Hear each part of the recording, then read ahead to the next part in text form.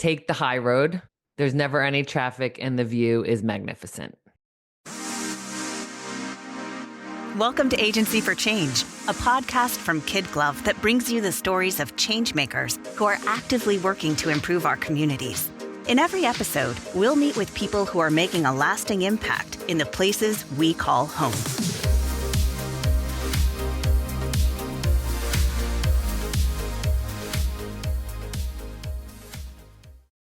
Hey everyone, welcome back to another episode of the Agency for Change podcast. This is Lynn Weinman, President and Chief Strategist of KidGlov. I'm so excited about our episode today. We are talking to someone who has had a successful career as a business leader, who has now parlayed that into a 25-year business as an executive coach, a team facilitator, a keynote speaker, a podcast host, and an author. And now she's moving that into an online class on the 5 degrees of change.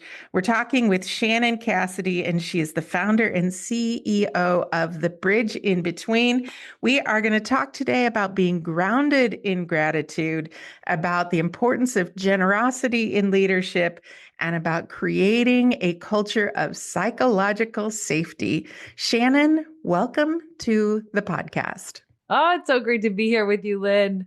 I love talking with you. I actually got to join you on your fantastic podcast a few weeks ago, and I'm glad to have this switch. But Shannon, I'd love to have you start by telling us more about Bridge Between. Oh my gosh, thank you so much. And just real quick before we jump into that, when you were on my podcast, you shared that your book was going to launch in early April. And it's today early April. Yay! Oh, thank Huge you for congrats. celebrating with me. Yes, today is official book launch day as we're doing this interview. You were so generous in letting me talk about the book, and I really appreciate you bringing it up now. And just since you mentioned it, it's called Untangling Spaghetti, and it is on Amazon. So thank you so much. Everybody needs to gobble that up. I cannot wait to get my copy. I love it. So congrats on that. I feel like this is serendipitous that we get to connect today. So thanks for having me on this Bridge Between. We're a certified woman-owned business like yours. Lovely. We're not a B Corp yet, but we are all about making a positive impact. We've been in business for 25 years. We're celebrating 25 this year, which is insane. You know, I think, gosh, like, where does the time go? And like you said in my introduction, I'm somebody who focuses on leadership development by executive coaching, for keynotes, high performance team facilitation, which is one of my favorite things. And we just want to think about, like, how are we bridging the gap? That's the bridge between. It's like, here's where I either am as a leader or as a team or as an organization. And like, this is where we want to get to. So how do I help facilitate that journey? And I really do view myself as like a temporary component of their journey, because I don't intend to stay full time on the other side with them, but, you know, help them to figure out like what's in the gap and how do they close it. I love that. Shannon, as a marketing person, I'm always intrigued by people's names. And since you explained what you do, the Bridge Between sounds like such a perfect name for what you do. So congratulations on that. Thanks. So I know one of your topics is generosity. As a matter of fact, your podcast, which is fantastic, is called Return on Generosity.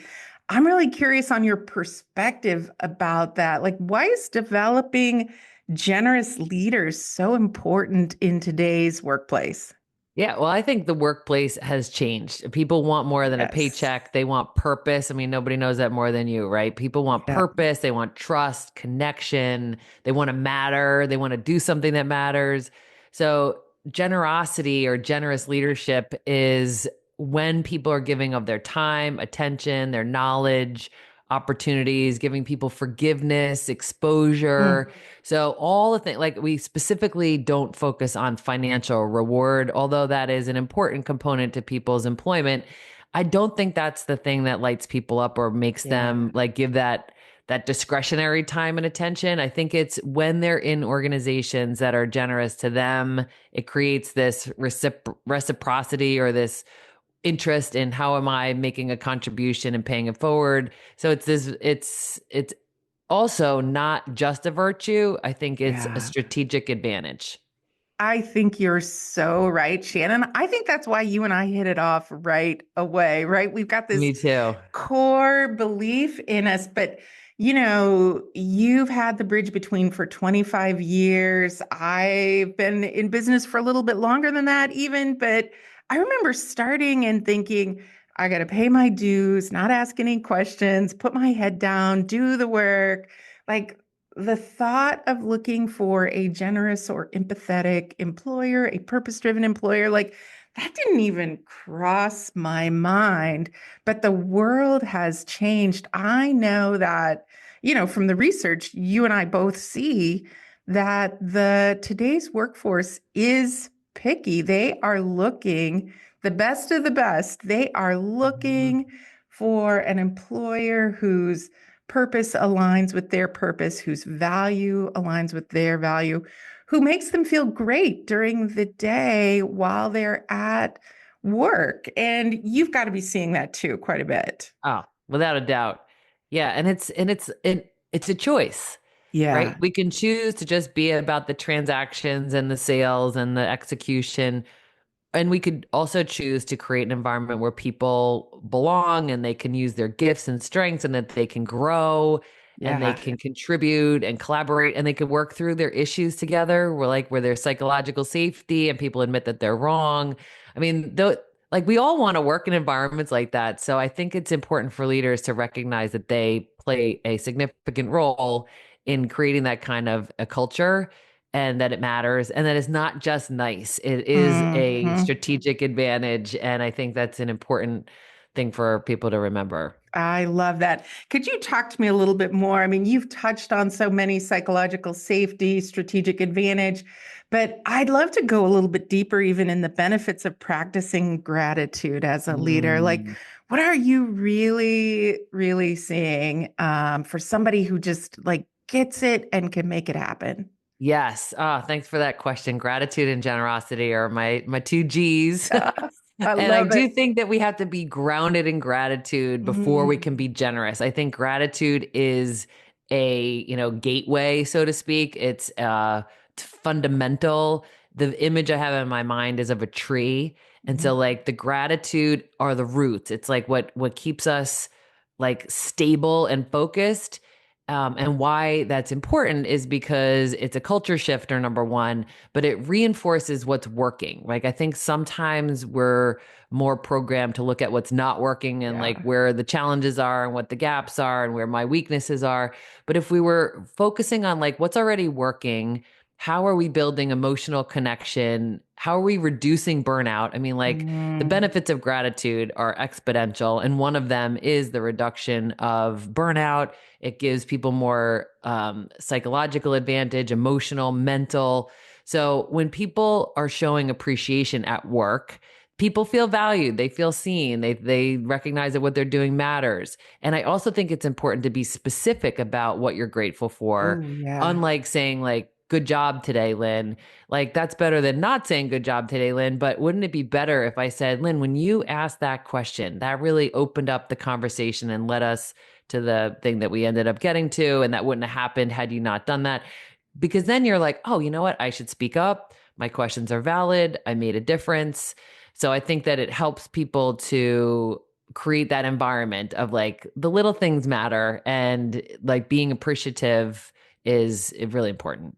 That's really cool. I really appreciate that because I have to admit, Shannon, I've been on this journey of, being a more conscientious, gracious leader for a few years now, right? And in the beginning, there were many times, and every once in a while it comes in now where I'm like, am I being too soft? Do I just need to like, do I just need to like get in there and be a little bit tougher? And it's not that I don't know, I don't like demanding as a word. It's not that I don't have high expectations of people, but it's just the way to get there, I think, is very different than what maybe I had thought at one time. Mm-hmm. Yeah. Yeah. So let's talk a little bit about, we know gratitude is important, but what are some other leadership traits that you think are essential for successful leaders today? Yeah, I think one that will always be essential is self-awareness. It's a component Mm, of emotional intelligence, but the research shows that 9% of people are self-aware. So that just either says we're in the lucky minority, or more likely we need greater self-awareness. So just yeah, knowing your values, even knowing the impact you make, like what development areas you may not be aware of, how you make people feel, right? So all that self-awareness. Adaptability is really key. And I yeah. think now, like I just was doing a little reel yesterday about demonstrating resilience, which is Oh, a component of adaptability. It's like just yeah, knowing how to navigate uncertainty, lead through change, flexibility, right? And just like that, there's always a way. Like as a business owner, as long as you have been one, that that's such a core yeah, competency. And then, of course, generosity. I yeah. think lifting others up, sharing credit, creating space for everyone to contribute. So these kinds of traits create like a kind and psychologically safe environment. I love that. I wrote down self-awareness, adaptability, which leads to resilience and generosity. All right, I'm going to ask you another question, Shannon, because you have said a couple of times now you've referred to psychological safety. And I think that's something I think about a lot. But can you talk a bit about what are the benefits of having a culture that produces psychological safety? Yeah, well, I mean, like it's literally life and death. If you listen to the research around psychological safety, like in the medical profession, and like we had a guest on our podcast, Dr. Laura Gallagher, who is a organizational psychologist, and she was hired to unpack like what happened with the Columbia space Oh, shuttle crash. yeah, yeah. And she identified that that was one of the key reasons why that crashed is because the technicians, the engineers understood that there was a problem. They said something, it wasn't heard. They launched it anyway, right? And so if we think about it from like a critical, essential component to how we're running our organizations, and then we don't make it so big that it's like, oh, I don't even know what to do. How do I Yeah. create this? Yeah. And we make it more practical. We say, well, what would that require me to do? Well, it would require that I own my mistakes, number one, Mhm. that we invite people to also be wrong. And when people make mistakes, how are we creating an environment that everybody learns from that? Because that is the best way to learn, right? Yeah. Like the things I've learned in my life are from making mistakes. I don't know that I always had like the place to share openly and unpack that and learn with others. Yeah. Yeah. Sometimes we do that work privately, but I think that if we're creating an environment where we're expecting you to make mistakes, because if we're not making mistakes, that means that we're playing really safe, and then we're Yeah. probably not innovating and trying hard enough. Wow, really, really great point there. Thank you for going deep on that one. Another thing that I have heard you talk about on your podcast that I think we talked about a bit when we talked earlier is energy. Like I think energy and I really think a lot about how am I going to manage my energy through the day? How am I going to show up the way I need to show up? But Mhm. in your mind, how can leaders effectively manage that energy while they're also just balancing a million things that happen during the day? Yeah, I love that you asked that, Lynn, because unlike time, energy is something that we can create more of by being strategic about it. And as generous leaders, we have to be mindful of how much resource do I have available. Like I think about it like a gas tank, right? Yeah, Because if yeah. I'm running low and I'm just still zipping right along, like the likelihood of me burning out and doing something that I'm going to regret is high. Yes. So if I could be more intentional about my energy and how am I being strategic about how to create this. I learned what I know about this from the Human Performance Institute. Oh, So yeah. they study, the corporate athlete, and they think about like how do we do this the thing we're talking about. So they've identified that there's four areas of energy management. So there's physical, which is like your sleep, your movement, nutrition. There's mental, which is focus, clarity, emotional, which is positive relationships and optimism, and then spirituality, which is your connection to your purpose, like your why, like Mm. what is the reason why I exist or that I do this function or run this company. And so our job as leaders is to oscillate, which is that what goes up must go down, right? We have to combine the energy Oh, out in these four areas with energy in, and that's strategic recovery. And I think for most hard charging, fully committed, all in kind of leaders, it's that restoration and recovery bit that we neglect. yeah. And we think like, oh man, if I could just get a stronger cup of caffeine, I could like keep energy out, energy out. But it needs to be combined throughout the day, every day. So it's not even just like, oh, Wow. on the weekends, I Yeah. restore. It's no, throughout the day. So I just think, practically speaking, for your listeners to consider how might they, what does recharge them, Yeah. right? Because I think of it also like a cell phone. Like my charger may not work with your phone Your because we've got phone. different phones, right? So Oof. how am I? What kind of charger do I need? And then how often am I using it? Because like we Yeah. wouldn't expect our phones to work for 4 days in a row without plugging them in. But what? But we think we can do that. Yeah. So I think the philosophy applies. That is so amazing, right? Obviously, when we think about, top performing athletes, of course they have to recover.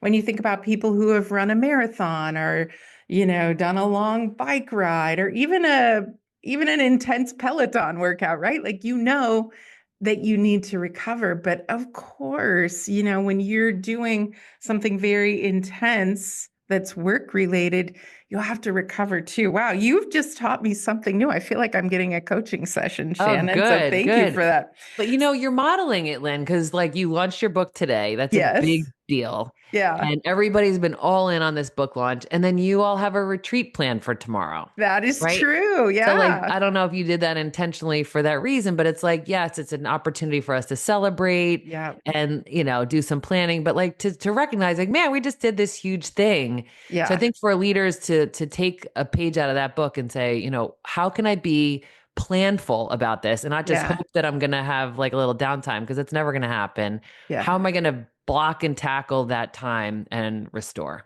I love watching you work, Shannon, because you are practicing what you're talking about right here on the podcast. I'm really curious because I always like to know, how did leaders get into their work, and like what makes you passionate about this, and how did you get into this field, Shannon? Oh my gosh. Well, I was once the person that I now coach, an Okay. executive trying to Yeah. juggle it all, do it all the competing demands, feeling lonely, Yeah. wishing I had a safe place to just unpack my thoughts, Yes. very often feeling like I don't have time. Like I think time was this thing that I felt like I never had any of. And now I've learned that, you have enough time for the things that really matter Yeah. and that you need to have boundaries and say no to things. I mean, I've just learned how to manage that part of my life and Yeah. love Yeah. to pay it forward. And all of that just inspired me to create a space where people can reflect and grow and reconnect with what matters and why they matter. And, how could you do this differently? And then I really Hmm. believe in, and I know that it's true, that the way that change happens is through small incremental steps. I call them Absolutely. the 5 degrees. But when I'm working with clients, I'm always looking for like, what's that fine tuning, that refinement? Because these people are already successful, right? They got where they are. They're at the top of their game. But all of us have something that we could do to improve. And sometimes it's how we think about Yeah. ourselves or our lives, our situation. Sometimes it's the who we surround ourselves with. Sometimes it's a daily habit. Sometimes it's that lack of restoration, whatever it is. I'm like looking for like, what's that thing that could help them to really get to their potential? Because I also think that all of us leave a lot on the table when Mm. related to our potential and our gifts. So I think it's helpful to have an external person who's not weighing in on anything other than your own excellence Yeah. to figure out like, what is that thing and how might we create new habits to help you get that? That's fantastic. Shannon, I have pretty much had a coach in some sort or another my entire career. And I just find coaching to be such a valuable resource at whatever level you're at. Just, because sometimes the people you work with, it's hard to be fully 100% authentic and vulnerable, right? Sometimes Mhm. you just need someone on the outside. And I think that that goes both ways, because I think also the people you work with, sometimes it's hard for them to be authentic and vulnerable. Even if you have a place of great psychological safety, they don't Mhm. want to hurt your feelings by telling you you're doing this thing that really annoys Mhm. everybody. So that's what your coach does for you, and helps you be better across the way. And so I really, as I have this conversation with you today, I can feel your coaching expertise coming through. And I think your clients are very lucky to work with you. And actually, I want to Yeah. ask you one more thing related to that. So what's one piece of advice you would give leaders who are looking to make lasting change in their organization? Mm. Start with 1 degree. Yeah, You don't have to overhaul your whole leadership style, your whole organization. You just have to choose one thing, one stick thing. to it, because we're creatures of habit. So, why did I call it Yeah, a 5 degree principle? 95% of our behavior is autopilot habit. yeah, So, yeah, 5% is self regulated willpower. So, we can't change in quantum leaps, nor do we really need to. So, I yeah. think for leaders to say, like, what's that small change that I know will make such a massive difference? How do I focus on it so that it becomes part of that 95, and then pick the next thing? I love it. So, Shannon, what's next? What's next for you and the bridge between?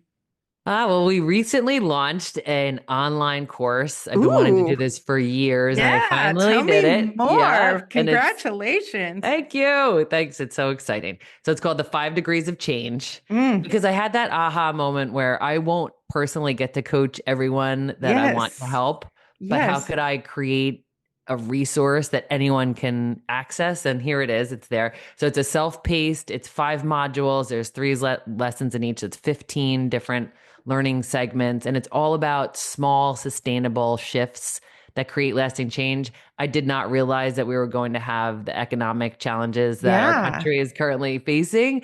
So it's timely, because I think some Yes. people are cutting budgets and otherwise. So this is really accessible. And we're expanding on our generous leadership programming and continuing to serve clients through team development, keynotes, and one-on-one coaching. That's amazing. I think, the other thing about your 5 degrees of change class, I think, none of us knew what was going to happen with the economy. I think also there's just a lot of stress in the world right now, right? A lot of people who are kind of searching for, like, what's the next thing? Maybe I need to just change within the job I'm in. Maybe I need to start something new. And so I think you're very timely with the 5 degrees of change self-paced class in a lot of ways. Yeah. Thank So you. yeah, so Shannon, for people who are listening, who want to check out the class, who want to check out the generous leadership programming, book you as a keynote, like, how do they find you? So very simply, ShannonCassidy.com leads people to bridgebetween.com. Great, great. So And either one. we'll have those links in the show notes as well Thank for you. anybody who didn't get that. So fantastic. All right, Shannon, I'm going to switch gears. I'm going to ask you my favorite question. People who listen to Agency for Change know that I really like motivational quotes. And I get to talk to a lot of people like you who have important things to say. I'd like a Shannon Cassidy original quote to inspire our listeners. Good. Thanks for this one. Yeah. I love to say, take the high road. There's never any traffic and the view is magnificent. Wow. Take the high road. There's never any traffic and the view is magnificent. As you say that, like, through my mind flashes some of the most beautiful views I've ever seen. And they're Yes. always from the top of a bluff over the beach, Yes. the top of a skyscraper into the sunset, the top of a mountain, into the vista. That's amazing. What a Yes. great one, And I don't Shannon. mean that from like a moral high ground, like judging Yeah. people. I mean it more like, I do believe every moment is a choice. Yes. And if we choose to take the high road, like, don't involve yourself in the gossip, don't Yes. spread the nasty message, like manage your own behavior. It pays dividends. And I do find that it's unfortunately not the road most Yeah. often traveled. Absolutely. That's such great advice. Shannon, I think I want to make that one into a poster. Sometimes we make these quotes into a poster in the office. Good. So Good. that one is poster worthy. I can picture like your favorite high road as like the backdrop of it. That would be beautiful. Oh, it would be. We're going to have to try that. I'll send you a picture when it happens. Thank you. Oh, Shannon, I've loved this conversation. And as we wrap up this time together, I'd like to end by asking you, what is the most important thing you'd like listeners to remember about the work that you're doing? That generosity is not about being nice. It's about being wise. It builds cultures where people feel valued, connected, inspired to grow. And when you lead with generosity, everyone rises, including you. So beautiful. Shannon, I have loved this conversation. Thank you for joining us on the podcast today. I'm going to say I fully believe the world needs more people like you, more organizations like the Bridge Between, and I just really appreciate you taking time with us today. Oh, thank you for sharing this platform with me and for spending the time together. We hope you enjoyed today's Agency for Change podcast. To hear all our interviews with those who are making a positive change in our communities, or to nominate a changemaker you'd love to hear from, visit KidGlov.com at KIDGLOV.com to get in touch.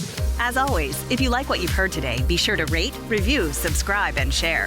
Thanks for listening, and we'll see you next time.